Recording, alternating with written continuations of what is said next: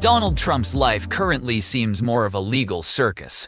The man who built his brand on gold-plated towers and reality TV is now starring in his very own courtroom drama. From fumbling through legal loopholes like a toddler lost in a maze to enriching himself at the expense of, well, everyone, creditors, contractors, donors, you name it. Trump's escapades make a soap opera look tame. Our investigative heroes, aka reporters, have uncovered enough dirt to fill a landfill. Shady business deals, a charity that might as well be called Trump's slush fund, a fake university scam that would make con artists blush, and campaigns spend.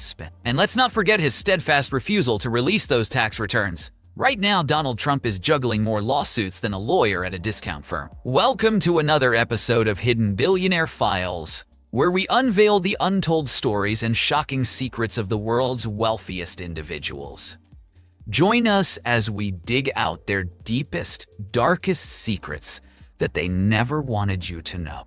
Don't forget to subscribe and hit the notification bell to stay updated with our latest revelations. Today, we've got a lineup of some of the wildest, most jaw-dropping stories about Trump's business empires, including the Trump Tower, mob deals, questionable charity moves, Trump University, tax shenanigans, and some good old father-son teamwork. So, grab a snack, snug into that duvet, and let's unravel these mysteries together.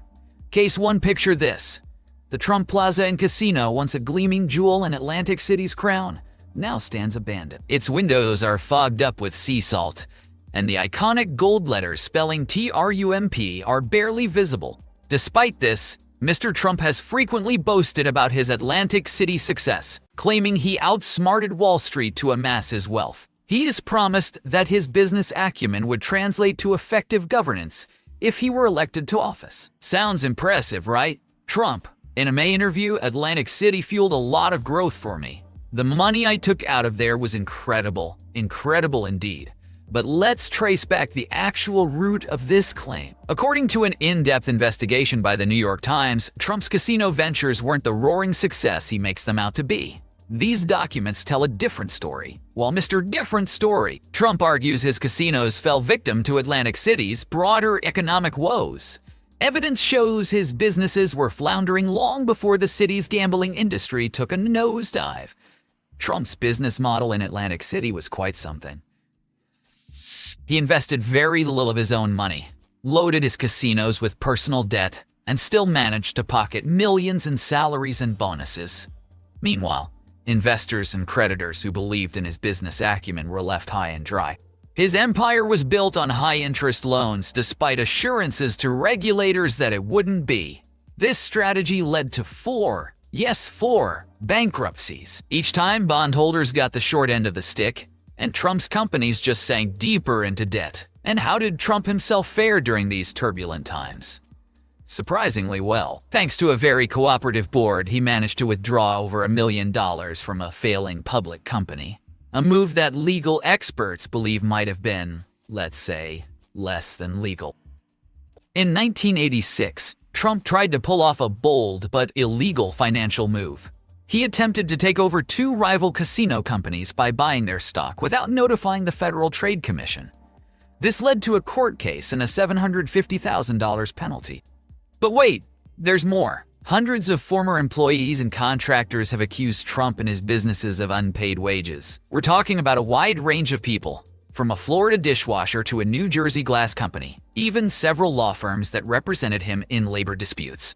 For instance, the Friel Cabinetry Company, which worked on Trump's Atlantic City casinos in the 1980s, faced bankruptcy due in part to an alleged $83,000 unpaid bill from Trump. And this is not an isolated case. Since 2005, Trump's companies have been cited 24 times by the U.S. Department of Labor for failing to pay overtime or minimum wage. Case 2, the Trump Soho Hotel in New York, completed in 2008, paints an equally troubling picture. The project was heavily financed by dubious sources linked to Felix Sater and the Bayrock Group, with significant funds coming from former Soviet Union countries. Felix Sater's involvement was deliberately concealed, as were his later efforts to develop Trump Moscow. And why all this secrecy? Well, Sater has a pretty colorful criminal background, something Trump publicly denied knowing about. The Trump Soho project was completed amid a storm of misrepresentations about its financing and sales.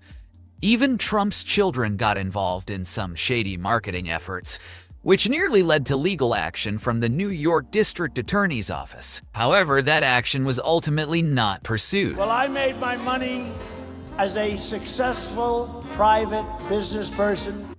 Enjoying this? Don't forget to drop a like and subscribe. Case 3, now let's talk about the Trump Tower, which appears to be a shining glass building with a lot of secrets. Now, Trump and his organization like to boast that the tower is 68 stories tall. But here's the kicker, it's not. After buying up the property where the Bonwit Teller store once stood, Trump promised to donate the building's limestone reliefs of dancing women to the Met.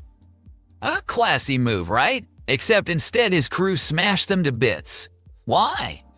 Trump said they were without artistic merit and that saving them would have delayed construction by months and cost a whopping $500,000. Like the stunt he pulled wasn't enough during the construction, Trump used undocumented Polish laborers who worked 12-hour shifts for lousy wages. Trump claimed he had no idea about this and blamed the contractor. But sworn testimonies say otherwise. Undocumented workers from Poland, and then there were 200 Polish aliens on the job, sometimes referred to as the Polish Brigade, whom the company paid less than union workers, far less than half of what union workers would have made, about $4 an hour, 12-hour days. They suggest Trump himself was in on it, negotiating their hours and even setting up a company to pay them. Speaking of shady, which happens to be the case for most of Trump's businesses, let's talk about S&A Concrete. The concrete for Trump Tower came from this company, run by none other than Genevieve's crime family boss, Anthony Fat Tony Salerno. Yep, you heard that right. Fat Tony was later convicted on federal racketeering charges. You can't make this stuff up.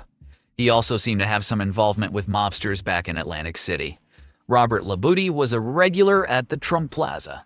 This guy had some, let's call them unique demands. He didn't want any women or black dealers at his games. The casino actually went along with this and got slapped with a $200,000 fine for violating non-discrimination laws. Plus, Trump Plaza gifted Labuti 9 luxury cars, which he swapped for $1.65 million in cash. This little stunt cost them another $450,000 in fines. The plot thickens. Buckle up, because the next revelations will take you for a wilder ride.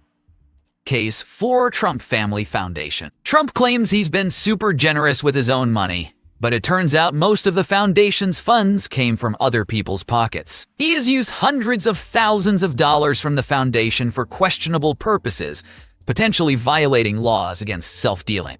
Like using $258,000 to settle legal problems for his businesses, or using $100,000 from the foundation to pay a fine for Mar-a-Lago by donating to a veterans charity in 2007. In 2010, Trump used $158,000 of foundation money to settle a lawsuit involving his golf course.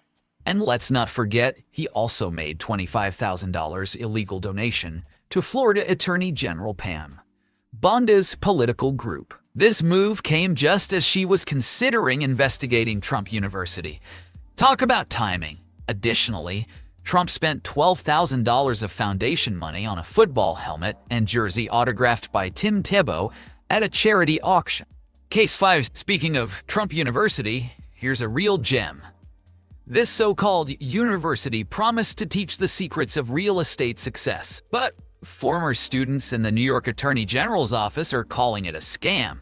The instructors were unqualified and falsely claimed to be Trump's right-hand men. The seminars were basically a bait and switch to get attendees to shell out for more expensive programs that were pretty much worthless. One former employee even said no one actually made money from the techniques taught there. Yikes! Jason Nicholas, another ex-employee, said in one deposition, they were teaching methods that were unethical, and they had had little to no experience flipping properties or doing real estate deals. It was a facade, a total lot. Case 6, and then there's the tax saga, which happens to be quite popular. Trump has refused to release his tax returns, blaming an IRS audit. But the IRS says an audit doesn't prevent disclosure. So what gives? Could it be about hiding his true wealth, or maybe his tax payments, or lack thereof? Records show Trump helped his parents dodge taxes with some sneaky deductions and undervaluing real estate holdings.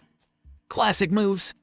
Beyond the obvious affection, there's a clear sense of financial partnership between his father and son. By 1987, Donald Trump owed his dad, Fred Trump, at least $11 million. To sidestep a hefty tax bill, Fred bought a $15.5 million stake in Trump Palace, Donald's condo tower, then sold it back to Donald for just $10,000 4 years later. This sneaky deal likely constituted a multi-million-dollar gift that they didn't report to the IRS. A textbook case of dodging taxes, Trump style. Now let's move to more recent scandals that sounds like it's straight out of a soap opera. Case 7 on March 30th, 2023. Trump was indicted in New York City for allegedly trying to cover up extramarital affairs during his 2016 presidential campaign. And who's at the center of this storm? Adult film star Stormy Daniels, Playboy model Karen McDougal, and even a Trump Tower doorman with some pretty wild claims about a supposed love child. So here's the tea. Michael Cohen, Trump's lawyer at the time, paid Daniels $130,000, and McDougal got $150,000 through a shady catch-and-kill deal with the National Enquirer. Trump's company then reimbursed Cohen and recorded these payments as legal expenses. Sounds like a bad episode of Law and Order, right? But this time, it's real life. Case 8, moving on to something just as dramatic, but with a financial twist. Trump's in hot water again for allegedly inflating his net worth by billions.